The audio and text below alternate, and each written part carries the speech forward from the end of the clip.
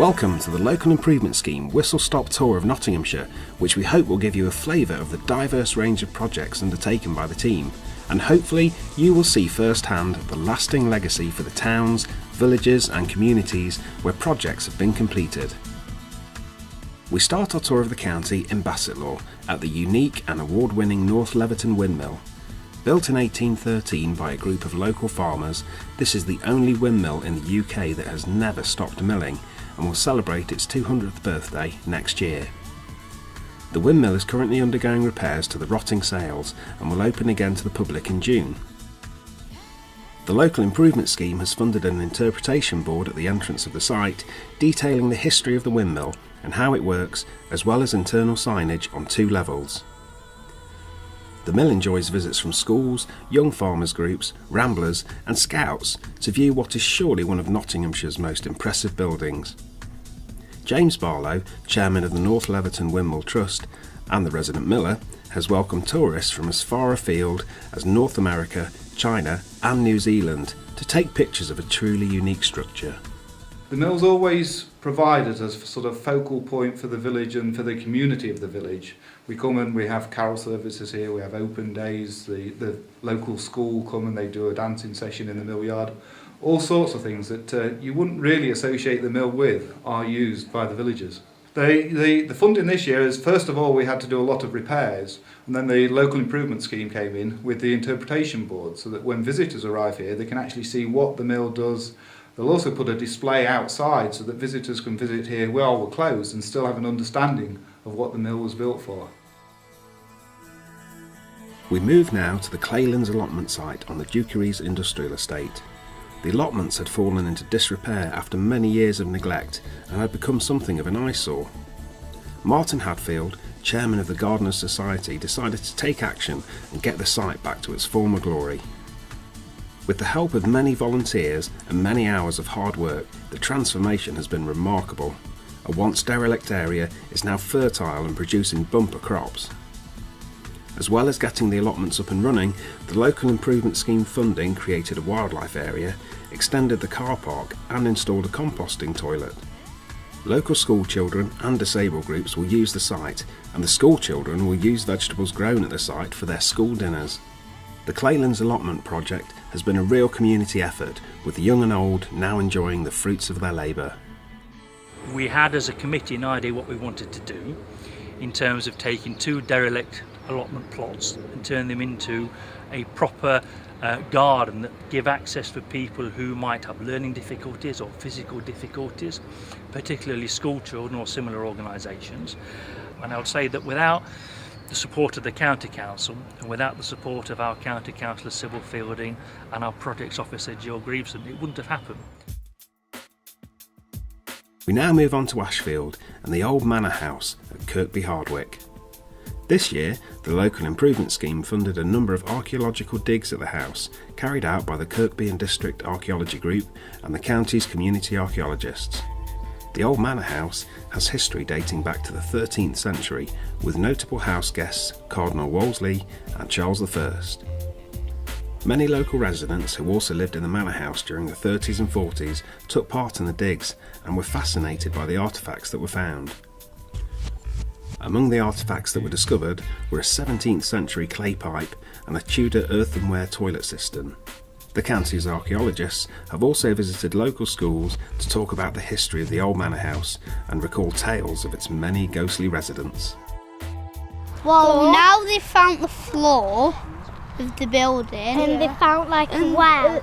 And they found like a well, and there was a little room behind the door. Next stop is Mansfield, and we turn our attention to the Mansfield Heroes Memorial in Carbank Park. The 2-year fundraising campaign for a permanent memorial in the town to soldiers killed in action since the Second World War was set up by Deborah Smalley following the death of her son, Private Damien Wright, in Afghanistan in 2007.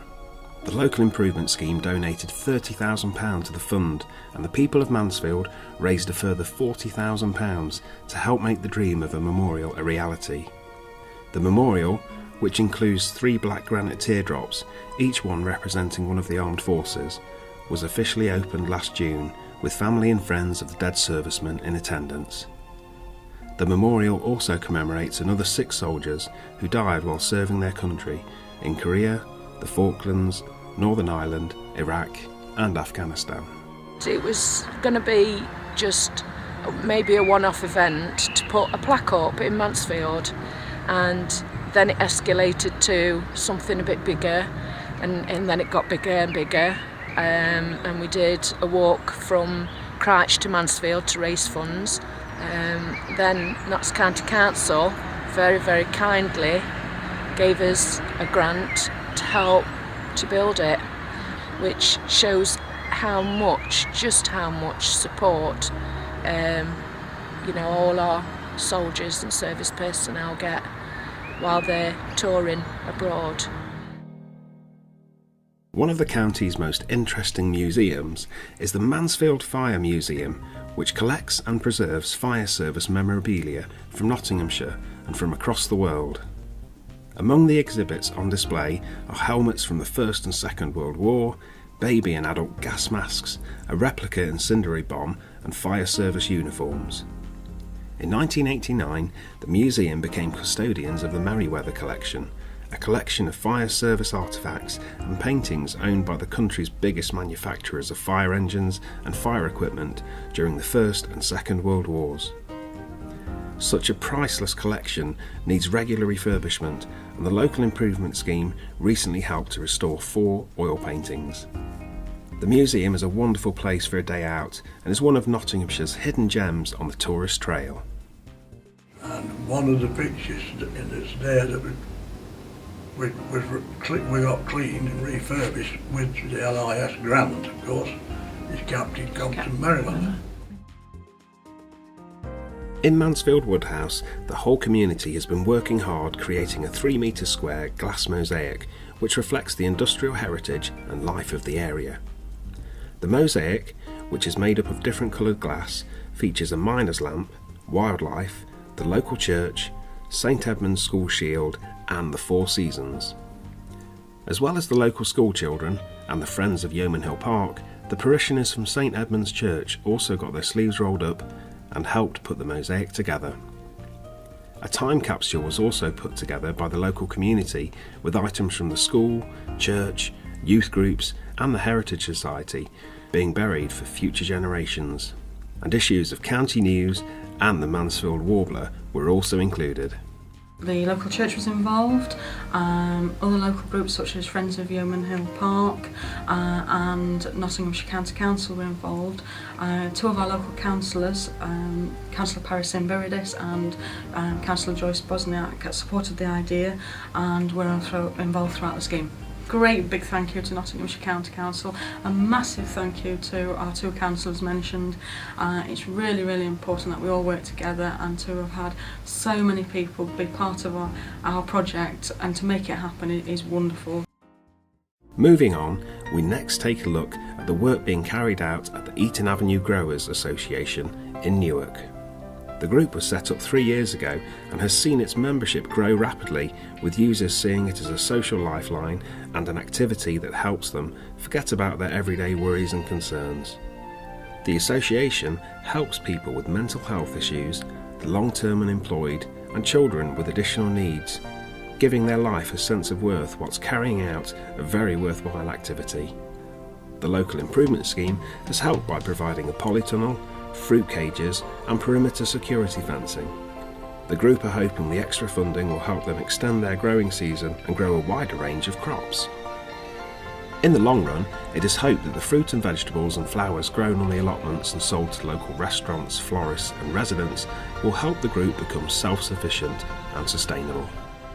The main thing is the security fencing. Once we'd got that up, then we could get the other things like the tunnels. I mean, we couldn't even contemplate having chickens with the fence as it was, because they'd have walked. It's absolutely fantastic, and we're very, very grateful. The Bilsthorpe Heritage Society has worked tirelessly for a number of years to get a permanent memorial for the village to commemorate the lives of 77 miners who lost their lives whilst working in the pit. Following the green light from the local improvement scheme, the memorial, a 7-foot sandstone Davy lamp with the names of all 77 miners carved into the stone, became a reality and was unveiled last October by Patricia Jennings, whose husband's uncle died in the first disaster in the pit in 1927, and Paul Smith, who survived the last disaster in 1993. The memorial is the latest to commemorate Nottinghamshire's mining heritage, following memorials at Clipstone and Gedling. The people of Bilsthorpe are proud of their memorial, as they feel it gives the village a sense of heritage and identity, and a place where people can at last pay their respects to the fallen miners. Well, the local improvement scheme, basically, they've been a godsend to us because funding is very hard. We're all volunteers, all these chaps are volunteers, and thankfully they took us on, and with their advice and guidance, we soon got our memorial in place. Our next stop is in Broxtowe at the Stapleford Skate Park, where the local improvement scheme funding has helped to totally revitalise the park.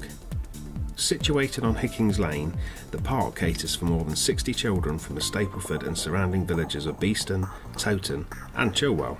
The young people played a significant role in designing what they wanted the new park to look like and the equipment they wanted in it.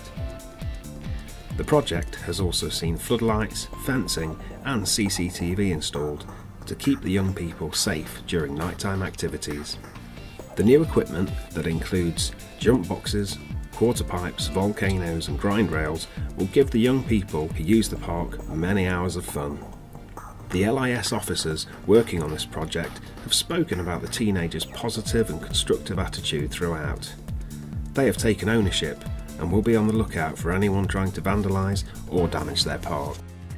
As a community project, I mean, it really has come together very well. As you say, using the Broxtowe Borough Council, Nottinghamshire County Council, Council of Wunwell, the Town Council, the community itself. Yeah, we've all pulled together on this one. So, moving to Gedling, the local improvement scheme has played a significant role in the restoration of Calverton Folk Museum.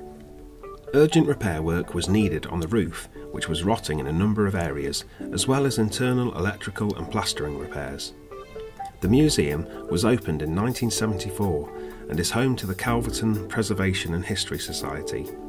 It houses a range of Victorian artefacts, including a fully furnished kitchen, living room and bedroom, Victorian clothing and a stocking frame dating from 1700. Calverton is a significant location for framework knitting, as it is the home of William Lee.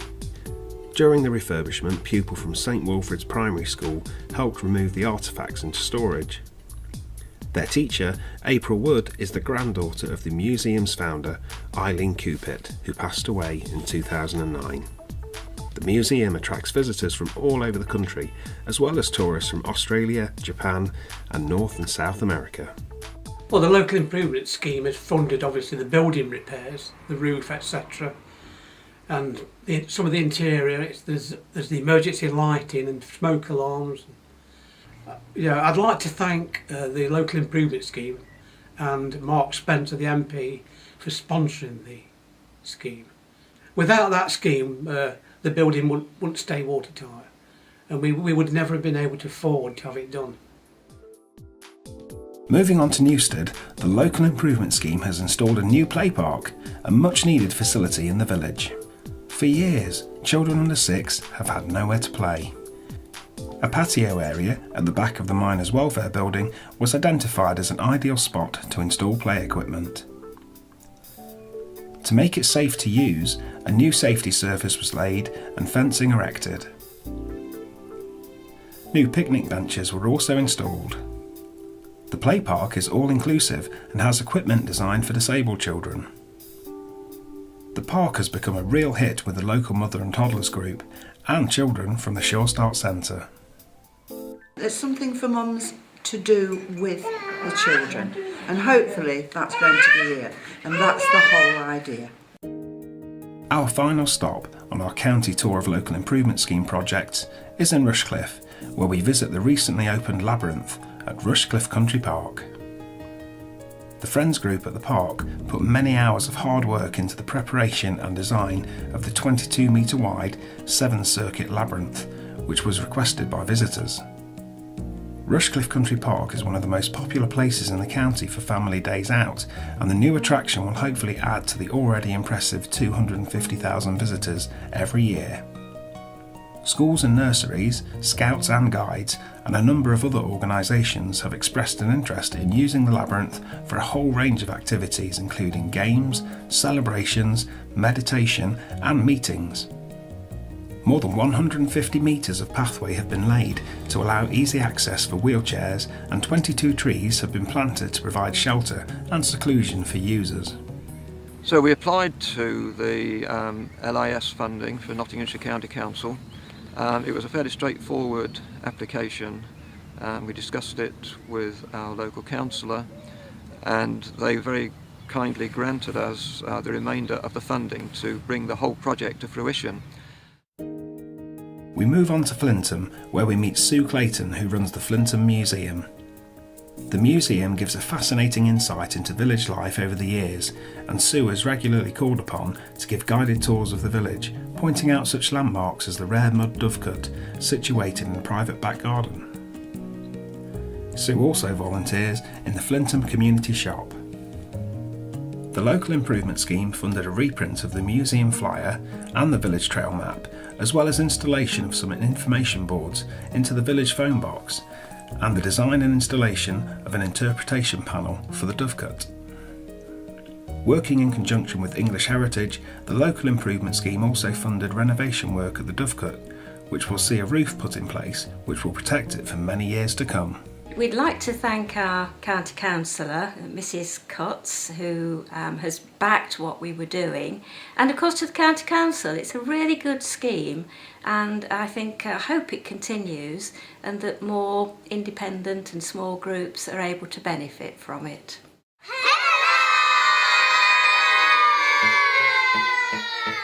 Next, we visit Tollerton and the local primary school. The children have been hard at work with local artist Hilary Cartmel, who was commissioned to produce a Queen's Diamond Jubilee seat for Tollerton. The seat is to be situated outside the primary school with a matching litter bin. Artist workshops were held in the school to come up with a design. The whole school, including teachers, voted on their favourite design. Every pupil and teacher drew a self-portrait which will be included on the seat and the bin, which will be unveiled at the school's Diamond Jubilee party on May 31st. This sort of scheme is excellent for bringing the community together. It gives something for people to talk about, and it also it engenders a sense of pride in the community. And I think that's something that's really, really important, and something that we certainly encourage in school. Our final destination on our whistle-stop tour of the county is at Langer, where a group of local residents set about the restoration of their village pond. The pond had been lost when a car park was built, and as a result, residents felt the village had lost one of its traditional and iconic landmarks. Having gathered historic evidence on where the pond used to be located, the group started its fundraising efforts. The local improvement scheme came to the rescue, and work on the new pond got underway. Last October saw the grand opening, with the whole village turning out on what was an exceptionally sunny autumn day. The pond is now once again at the centre of village life, and in recent weeks a family of ducks have taken up residence on it. Without the local improvement scheme, the pond wouldn't exist, so it's entirely down to the scheme, and our thanks go to Notts County Council for providing the funding, and we would recommend it very much to any other local organisation which is looking for funding to bring something which is going to improve your village, improve your town, improve your locality. That concludes our roundup of local improvement scheme projects from across Nottinghamshire. As you have seen, the scheme helps to restore and revitalise towns and villages in every corner of the county. These completed projects make such a difference and have a real positive effect on the residents of whole communities. Nottinghamshire County Council's local improvement scheme, helping people in communities who want to make their lives that little bit better.